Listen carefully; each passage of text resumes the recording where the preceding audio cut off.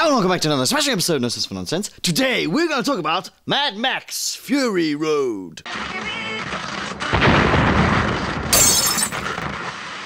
Fury Road is the story about Mad Max, a man living in the apocalyptic world where fuel and water are scarce, and things that are considered as currency and the main bargaining chip of this world. Mad Max decides to aid the road warrior Furiosa and save some hot chicks from the evil clutches of the evil leader, Immortan Joe, a bad guy who owns all the water and uses these women to give birth to warlords. And from there, our movie begins. Now, before I start this video, I'd like to tell you that when I saw the trailer for this flick, I expected this movie to be utter chaos. And that's exactly what it was. You are simply just blown away by the designs, pyrotechnics, choreography, visuals, and the stunt work. Props to the design team, because not only the cars, but the costumes were so extremely well done as well that makes me want to dress up too. I'm ready for war. Every stunt was done by real people and not CGI props. And take in mind that George Miller has not made a single live-action movie since 1998. I can tell you that in each car chase, I was in total awe. It was as if I was receiving a blessing from the gods. Because when you see epic machines like Furiosa's War Rig, Immortan Joe's Jigger Horse, Doof Warrior's Doof Wagon, Nax's Chevrolet Coupe, the People's Eater's Mercedes Limousine, and other vehicles do battle, and it's just glorious. I mean, 32% of this movie was only filled with chase scenes, which makes Mad Max Fury Road the most chase-heavy Mad Max yet. Now, for those of you who don't know, that in the making of the movie, the music is, in most cases, the last piece of art that is made for the flick. It is what George Miller, a director of a movie, will use as his arsenal to create more epicness for his film. So imagine what the composer must have felt like when he received this masterpiece, this visual masterpiece,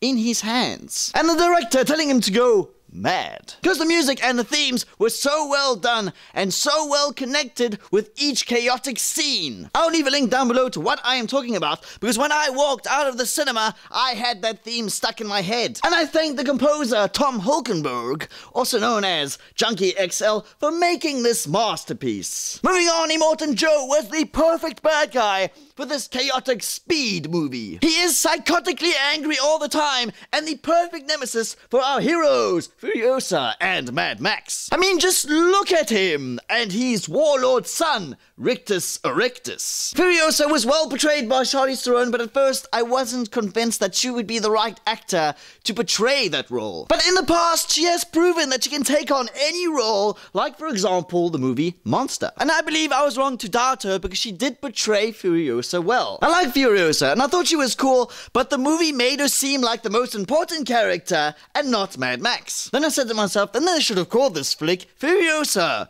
Fury Road, or Furiosa the movie. Mad Max was also cool, but as I said before, at times he felt like a secondary character. He barely spoke even for the standards of his character, and I also know that in the previous Mad Maxes, he wasn't so talkative, but still. Tom Hardy was a good Max, and when he actually spoke, his voice reminded me of Bane, just without the mask. Some people even said to me that they would not see this movie because Mel Gibson wasn't playing that role. But I won't say he was too old to play Mad Max. Technically he was, but they could have modified the story around that. Yet I do believe we needed a youthful character because we wanted to feel that speed, that rush that Mad Max brings on the road. And I will go as far as to say that the plot of this film was fairly bland and fairly obvious too. I mean, it was just a matter of traveling from point A to point B. At one stage I even thought of another name for this film, Mad Max. There and back again. Plus the moments are fairly obvious, and at times I didn't exactly understand what was going on because there was just not enough explanation. Why are they doing this? Why are they doing that? I don't know. There was a moment where one guy changes his character, his personality, his reason, with no real convincing cause. This movie will bring you on the wildest ride of your life and blow your mind with every chase scene. Even though this flick could have used a few more touch-ups, and Mad Max should have been more important to the film. A godlike soundtrack and music themes. Every character was awesome, and I will say that in the end, Mad Max Fury Road is worth seeing in the cinema.